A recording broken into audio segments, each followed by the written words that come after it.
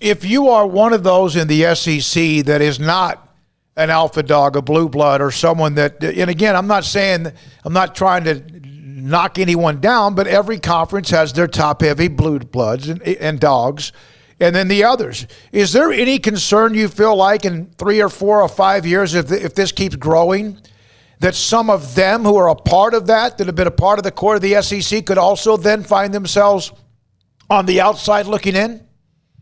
Yeah, I mean, I think it's really difficult to boot somebody out of a conference. But if you're Vanderbilt, and in 5 years, let's just say, and this is with no knowledge of this, I'm not trying to leak anything here, or drop breadcrumbs or anything. But let's say a Florida State and Clemson, landed from all of a sudden, you're getting deeper and deeper down the road. So do you sit there and count your money and take solace in the fact that you have an awesome baseball program, or do you say, well, hey, it's time that we go find some like-minded schools to play with?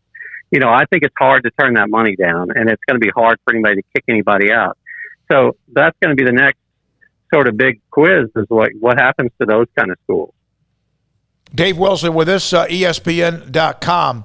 So let's discuss the Oklahoma and Texas in the SEC. Oklahoma's in a nice run. They've been on a run since like 1900. Of course, they had a little bit of a down decade in the 90s, of course, but it seemed like they'll slide right in. They'll be okay. What do you think about Texas? They seem to play better against those that are better teams, and their problems have been with some teams like Kansas State, Iowa State, among others, TCU, that they struggle with. I think I think there's a parallel there with A&M. If you remember, in A&M's best days, they struggled with, Tulsa, and, RC lost to Tulsa and Southwestern Louisiana and schools like that they had no business losing to.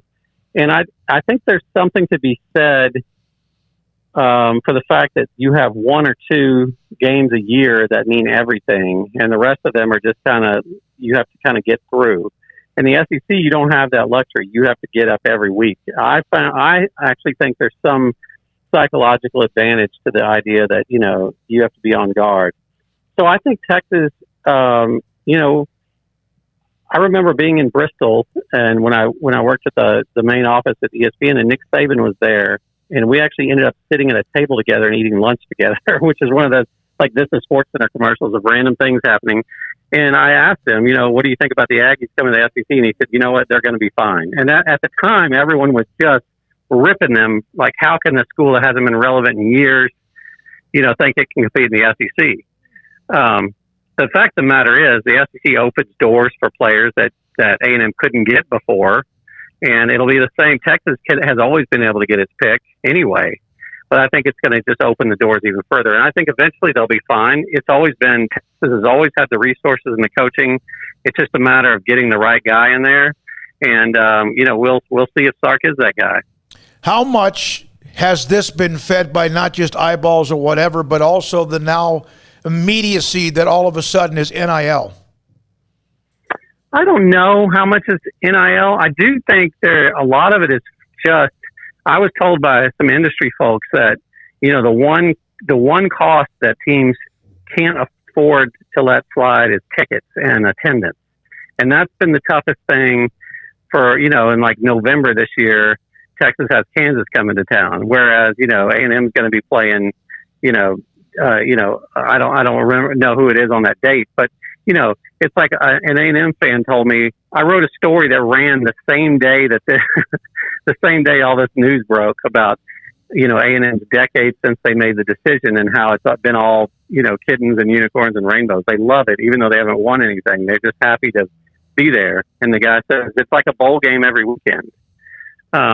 So I think that the attendance and the ticket sales are going to play a real cost. Attendance is already a concern. It's down almost everywhere, especially with. So I think that part does play a concern. NIL, that's going to be. I think that's so fresh and new, and just new for everybody. I don't think anybody knows what that's going to look like. Thanks for your call, Dave. Good to have you, man. Appreciate your time. Appreciate it. At DWill on Twitter, Dave Wilson, ESPN.com. Mickey Spagnola will join us in 10, 12 minutes on the Cowboys as they get ready for their preseason game with the Houston Texans. the Texans the worst team in the NFL right now?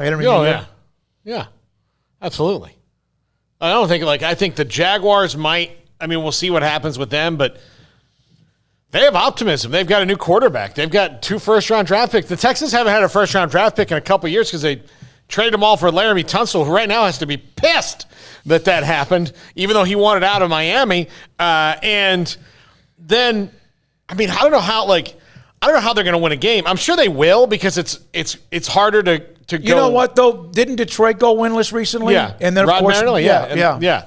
And the Browns did it, but like it's hard to go winless because at some point you're going to have the right matchup. But they have something like 42 new players that they think will make the roster, and that means 11 guys.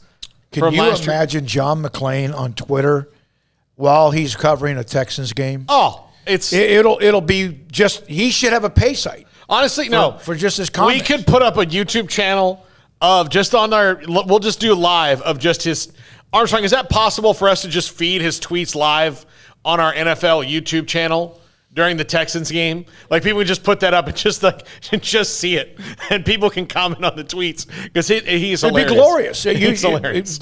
Texas, and then also when he's watching anything Baylor as well. All right, when we come back, we will. Got a couple of notes here. Got Mickey Spagnola. Mickey Spagnola at 4:30. Yes, also today, our 5 o'clock hour is packed. We'll get back to some calls with you right after Mickey. We'll have a segment around 4:45 at 254-339-1122. Text line, chat room, Second 365 Radio, and 365 Sports. Marco's Pizza.